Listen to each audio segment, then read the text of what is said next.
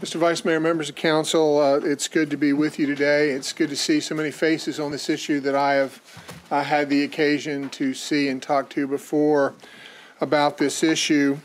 What we're here today to do is to briefly review the background of this, which I'm sure you will all remember, to talk a little bit about the two bodies that you assigned to do some work related to this issue, to talk a little bit about the legislative enactments that the General Assembly made and that you have made in connection with this issue, and then really to talk to you about three alternatives that we would recommend that you refer to the Planning Commission so that they can take the next step, which also will involve public involvement, and try to get back to you with some zoning regulation that deals with this activity.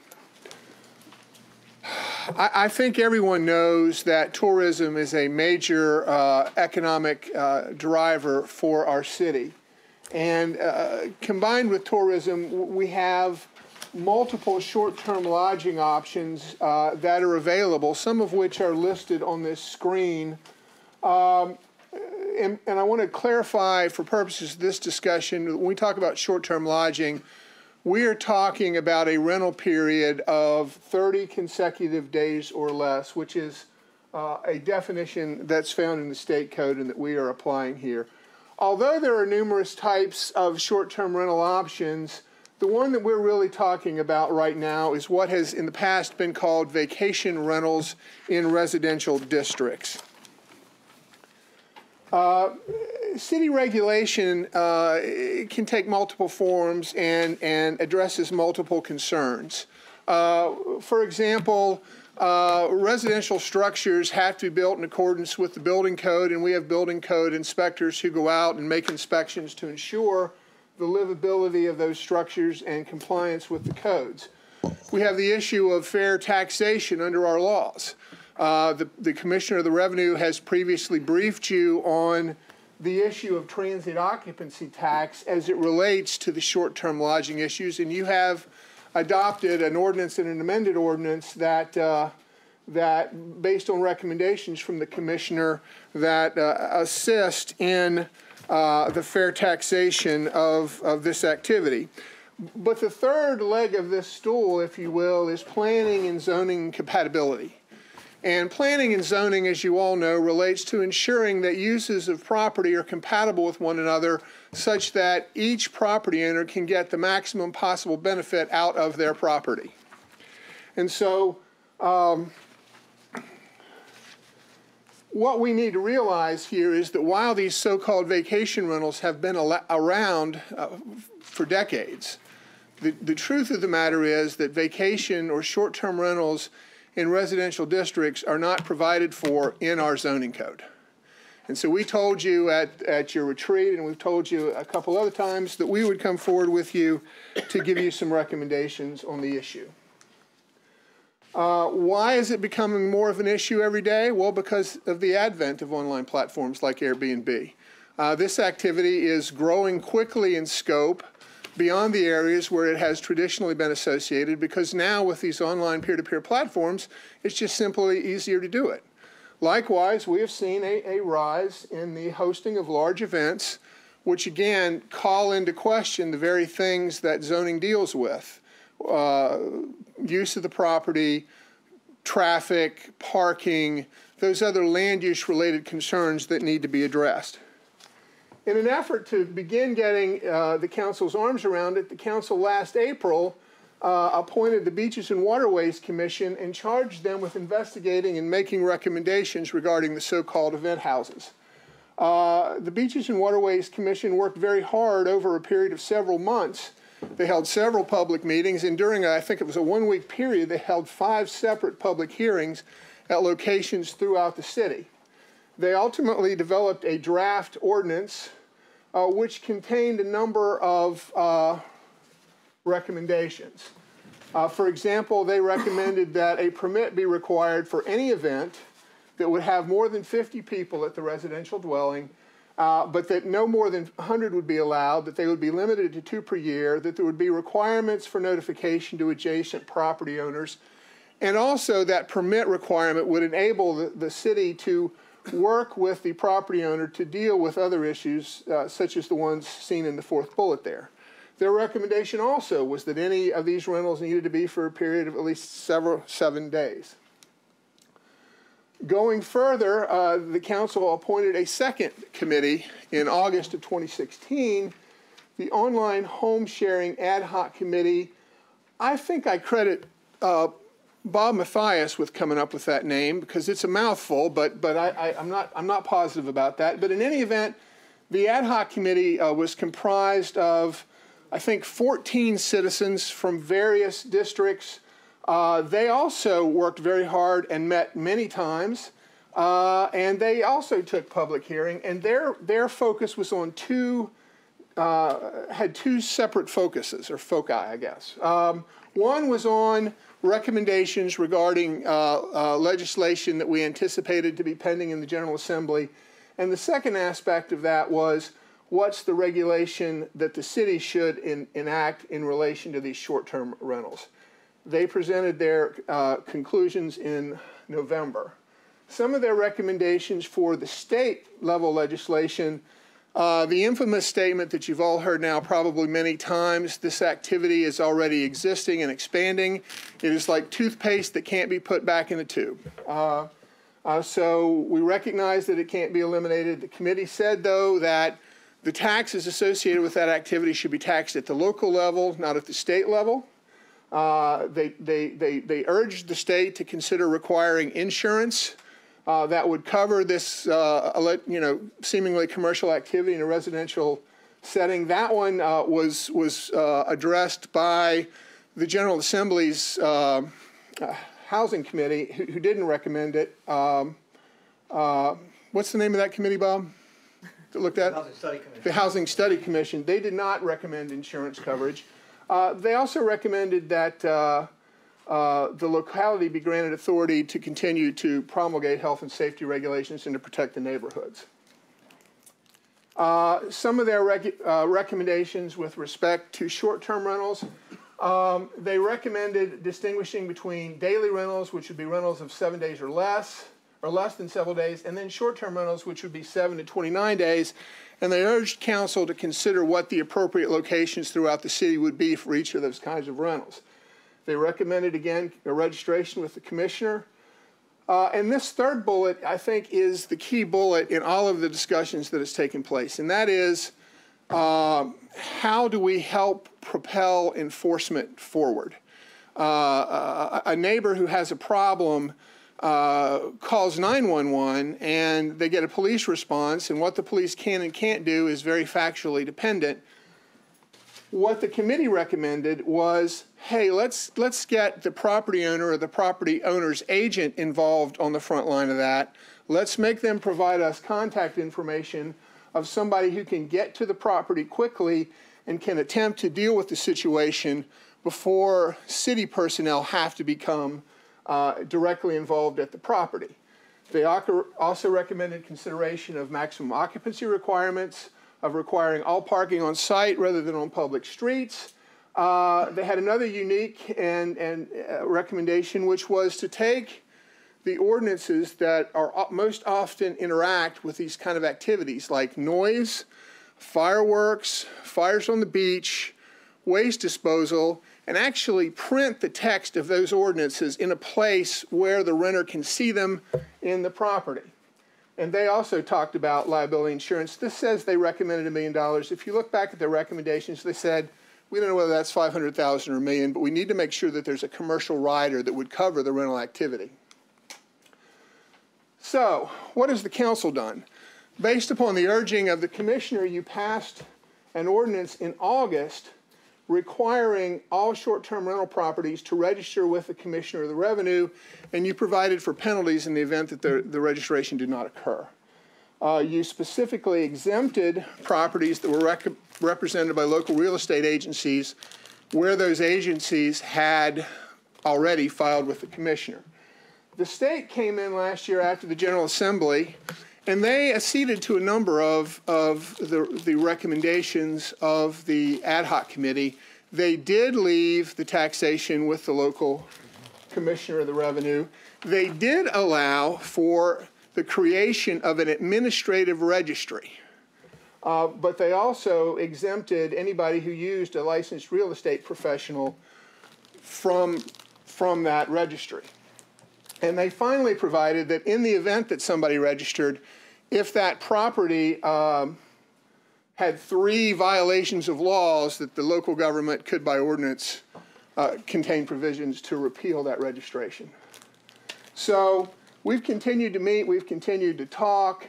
Again, we've come forward with 3 alternatives that are simply the basis for the conversation. We're trying to represent as much as possible, the full spectrum of what the council could consider. And we hope that with input with the Planning Commission, any one or more of these alternatives could be adopted. You could, in fact, even combine some of the elements of some of the alternatives. And certainly, individual line items here could be changed. What we have here, to try to make this more readily understandable, in the package there was a matrix along with the actual text of the proposed amendments, and they show 3 different alternatives. If you would direct your attention to the top of the page, you will see that we tried to sort of inform as to what some of the differences between the alternatives were. And the first distinguishing factor that separates 1 and 2 from 3 is that we propose in those 2 alternatives distinguishing what we call home sharing from a short-term rental. Now, I want to be very upfront about this. This is something that the ad hoc committee considered and did not recommend. But the theory behind this is if you're a home share, that is your primary residence. That is where you live. And you have to be there during the rental period. And the concept is if it's your home next to your neighbors who you know and you're going to be there, you are going to keep tighter control over what your renters do and the inconveniences they pose for your neighbors than you would be if it was an investment property or a property where you are seldom at and therefore don't know your neighbors. So 1 and 2 would draw a distinction between home sharing and a short-term rental. The third alternative would not. Under the first 2 alternatives, alternative 1, a home share would be a permitted use, but a non-home share, other short-term rentals, would be a conditional use except if that property were located in a council-created short-term residential overlay district. Now, there are several communities within the city that would be likely candidates for that, but we would have to work with the communities to develop and identify those communities, but they would be communities where short-term rentals are and have for a long period of time been a prevalent use. If the property was in a short-term rental overlay district, no CUP required, but you will see there are a bunch of other requirements that this ordinance would still propose. Alternative 2 says, again, home sharing is a permitted use by right. A CUP would be required except for properties that you would grandfather. In other words, except for properties that you would say the CUP requirement does not apply to you because you've done something that exempts you from that requirement. As proposed, the requirement would be, and it's down here, any short-term rental that's already registered and begun paying transient occupancy tax. We said by January 1 of this year, thinking that you required them to register in August of last year, if you registered and if you paid, you're grandfathered. And you could change the trigger point or the trigger event, but this is what we proposed. Alternative 3 says there's no distinction between a home share and a short-term rental, and they're all allowed essentially as an accessory use. We've called it a home occupation short-term rental. In talking with the commissioner, he doesn't like that title, and we're going to look for another one as we move forward because it raises issues with respect to whether this is an occupation requiring B-pole. That was not our intention. By choosing this title, we'll look for another one. Under all of these scenarios, we would, to the extent permitted by the state law, require each rental to register with the commissioner's office, and we would require each rental to pay transient occupancy tax. And then we go down to a list of other things that were specifically identified as concerns as it related to this activity. The first being parking. This ordinance would require that if you have a short-term rental, that you have to provide for all the parking necessary to support that short-term rental on your site. I told you about the concept of posting the relevant ordinances. All three of these alternatives would require the posting of certain sections of the noise ordinance, the trash ordinance, the fires on the beach ordinance, and the fireworks ordinance. Trash in automated bins. If you have a black can, you've got to get your trash in that black can, and if you've got more trash than you can get in that black can, you can't just haul it down to the street in bags and leave it there to be picked up. This one is one that I am told will be controversial.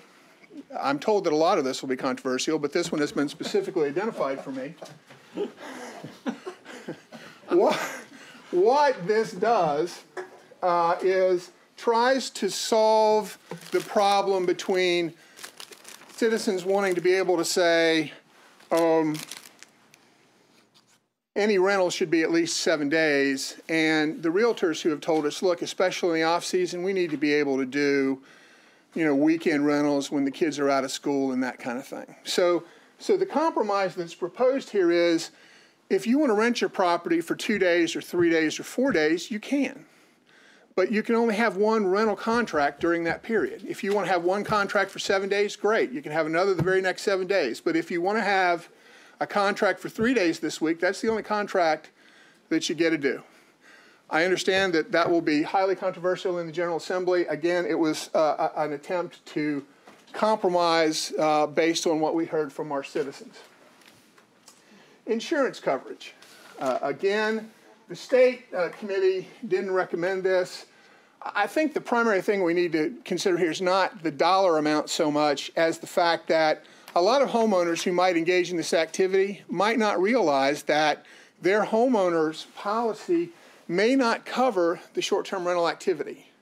So we want to have something in here that says, that makes sure that they have the appropriate liability coverage. Maximum occupancy limitations. Again, something that has been discussed throughout our debate here in this city and frankly throughout the Commonwealth. What this proposes is a limit of and we're talking about people staying overnight at this point. 2 individuals per bedroom plus 4. So, and we're not recommending you apply this to the home share. I mean, if you're in the house and you had your family there, we wouldn't tell you how many family members you could have. So we applied the same concept to if you were doing a rental. So if you're there in a home share situation, this limit, as we've proposed it, wouldn't apply. But if you're a short-term rental or the combined, it would. So if you had a 4-bedroom house, your limit would be 4 times 2 is 8 plus 4 is 12. I just did math in public proving it can be done. Signage, again, and not a big issue. But we've again said we don't know that you necessarily need signs for your home share, but you'd be allowed to have 1 square foot of signage for the rental property, which I think is pretty typical with the rentals that you see in our community. Contract person required, this is what I talked to you about. This would require that our 311 operators have a list of all of the rental properties in the city, whether they're home shares or short-term rentals, and the ability, if we get a call, to make contact with them and have them out there. We've suggested within 30 days, sorry, let me rephrase that. 30 minutes, half an hour. I'm sorry, that's terrible. Within 30 minutes to attempt to deal with the situation, again, before other city officials would have to become involved. And this last one is the special events. Deals primarily, I think, with the so-called event houses. Tracks somewhat along the recommendations of beaches and waterways. If you're going to have more than 50 people, you have to get a special events permit. You can't have more than 3 such events a year, and you can't have more than 100 people on your residential rental property at any time. We would also, for the same reasons I discussed before, exclude home sharing from that, but again, that would be something that the Planning Commission could discuss. So that's a general overview done as quickly as I can possibly do it, and maybe too quickly. We're asking you today in your agenda to simply refer these three alternatives to the Planning Commission for their consideration. They would be briefed to the Planning Commission tomorrow if you do that, and they've already scheduled a workshop in anticipation of getting to deal with this issue. And we would hope that they'd be able to come back with you after their December meeting with a recommendation that you could then hear from the public and vote on in one of your January meetings. So that's all I have. I'd be happy to take any questions. Question, John? Just one, in light of our past comments about not having public hearings and votes on the same night on something really big, I would just recommend that the public hearing on the 2nd is okay, but I think we should wait to the 3rd meeting to actually vote, so we have time to hear all the comments, then engage people about the comments that we hear. I think that should still work for the General Assembly, I think. That's just me, because we've had this criticism before about voting on the same day we hear it. That's just my only comment. No questions. Do you have any problem with that, Mark? No, sir. Anybody else? All right, it's on the agenda, and we'll vote on it. Next item, Mr. Hanson. Okay.